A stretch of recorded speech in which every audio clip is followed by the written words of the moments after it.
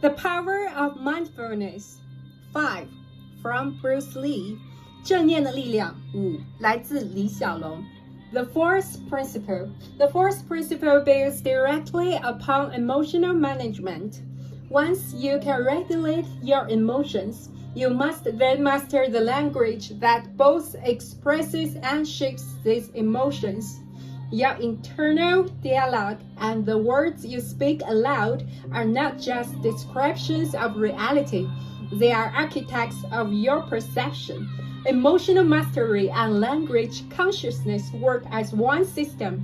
The words you use program your mind just as surely as introductions program a computer.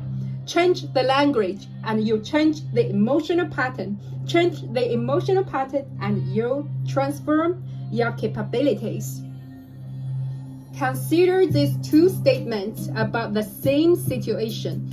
A martial artist facing a superior opponent might think, I am outmatched. This opponent is too strong. Another might think, this is an opportunity to test my limits and adapt to a new challenge.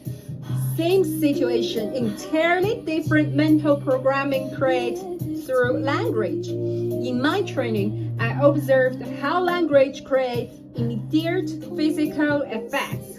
When a student told themselves, I can't, their body would literally weaken, muscle tension would change, breathing would shallow, performance would decrease. When they shifted to I will find a way, their physical capabilities visibly improved, not through magical thinking, but through the body's response to the mind's programming. This understanding was shaped by Chinese linguistic wisdom. In Cantonese, my first language, we have a saying, speak out good things and good fortune follows. Speak out misfortune and misfortune comes. This is not superstition, but recognition of how language shapes perception, which shapes action, which creates results. When developing Taekwondo, I had to create new language because existing terminology limited thinking. Traditional schools use language of right technique and wrong technique. I introduced language of useful and not useful. For this situation, this small shift in language opened entirely new possibilities for martial arts development. Now I invite you to try this through experiment. For the next 30 seconds, notice your current internal language about a challenge you face. What words do you use to describe it to yourself as limiting or expanding, rigid or adaptive? Do they focus on problems or possibilities? Now consciously shift your language. If you've been using problem, try situation or opportunity. If you've been using can't, try haven't yet found the way. If you've been using have to try, choose to.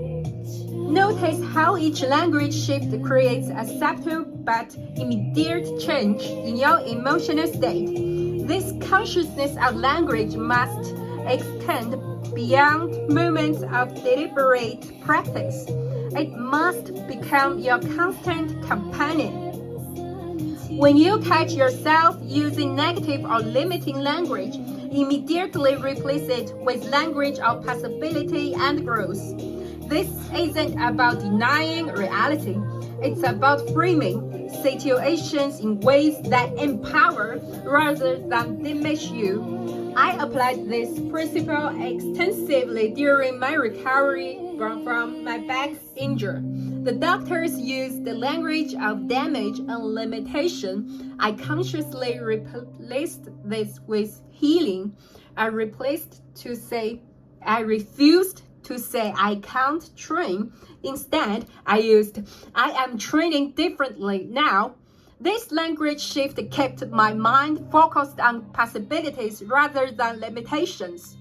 The words you choose determine the thoughts you have. The thoughts you have determine the emotions you feel. The emotions you feel determine the actions you take. And the actions you take create your life.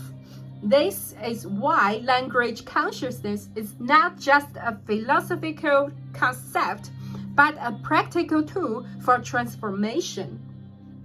To be continued.